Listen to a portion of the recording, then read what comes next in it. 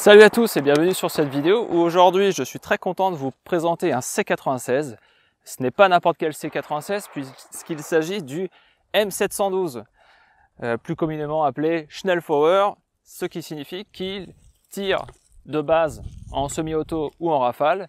Évidemment, pour des questions de respect de la réglementation française, ce modèle a été rebronzé et en plus a été bridé en semi-auto.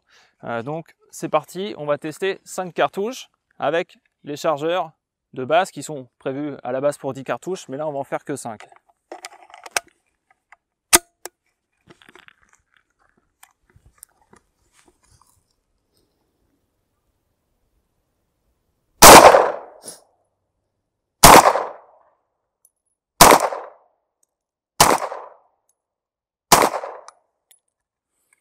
Superbe.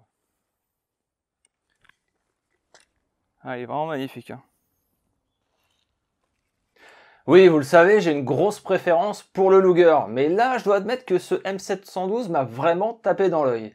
Il a été parfaitement restauré et est magnifique, sans parler du plaisir de tirer avec une arme pareille. Arme qui, malheureusement, subira les conséquences du décret paru dernièrement, mais je reviendrai sur le tir à la fin de la vidéo.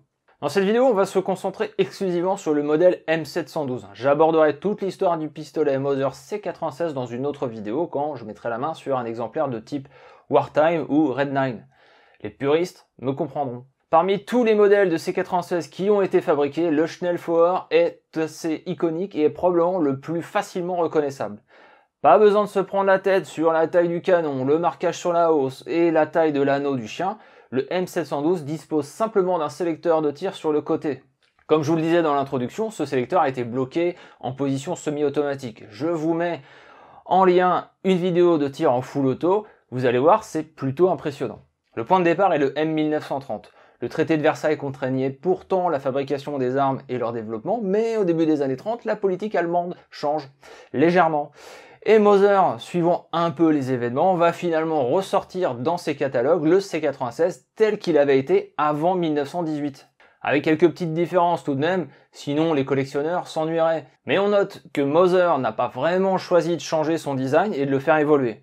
À part pour cette version, le M712. La fin de la Première Guerre mondiale avait mis en avant certaines armes et équipements, et notamment une arme en particulier, le MP18. Une arme légère, compacte, avec une bonne capacité de chargeur et tirant en full auto des munitions de pistolet. Et dès 1921, Fidel Fiederle, l'un des concepteurs originaux du C96, dépose un brevet pour proposer un C96 tirant en full auto.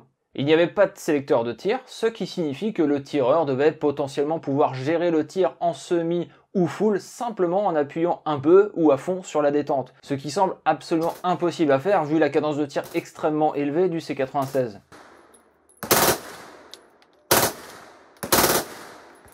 Mais les années d'après-guerre sont aussi des années difficiles économiquement pour l'Allemagne et Mauser, manquant de fonds à ce moment-là, abandonne le projet. C'est du côté de l'Espagne que le C96 version full auto apparaîtra en 1928 chez la compagnie Astra. À cette époque, les Espagnols copiaient généreusement des pistolets d'autres grandes firmes, et ce sans aucune licence.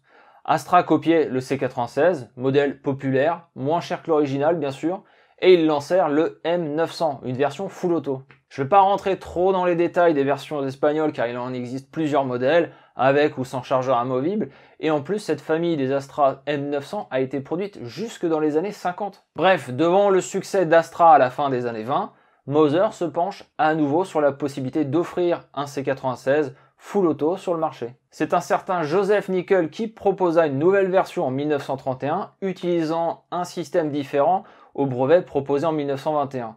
Mais cette version, appelée modèle 1932 type 712, je reviendrai un peu plus tard sur ces dénominations, cette version est équipée d'un sélecteur de tir sur le côté gauche de l'arme qui est trop facilement accessible et qui risquerait de se mettre en position full auto à la sortie de l'arme de l'étui, ce qui est un petit peu dangereux. Il sera remplacé l'année suivante en 1933 et après seulement 5000 pistolets produits par un nouveau système, Westinger.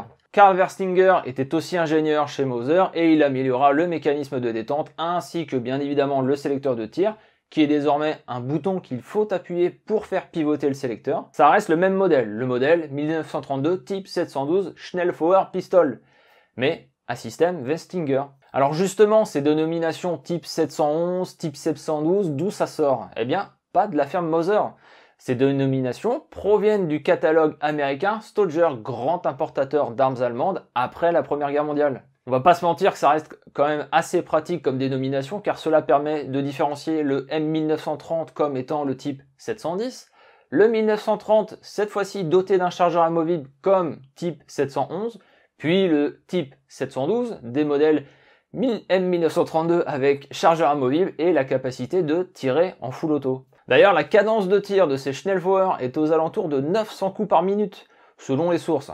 Oui, le chargeur de 20 cartouches part en 1,33 secondes. En fait, tous ceux qui l'ont testé en full auto constatent que sans la crosse, c'est absolument ingérable. Par contre, avec la crosse, c'est tout de suite beaucoup plus gérable et cela en devient un pistolet mitrailleur tout à fait correct. Du moins, on peut imaginer que dans un environnement assez fermé, le Schnellfeuer doit être assez efficace, surtout que le 763 Moser est plus véloce que le 9 mm Parabellum. Donc il y avait d'autres types de chargeurs qui pouvaient être prévus avec cette arme.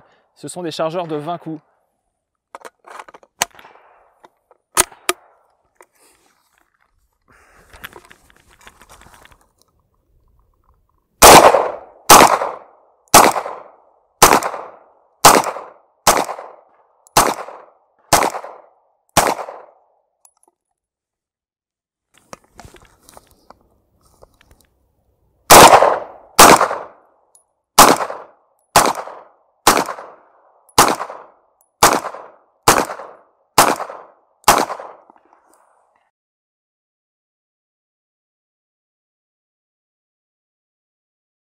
Le M712 est un best-seller pour Moser et sera vendu à plus de 100 000 exemplaires.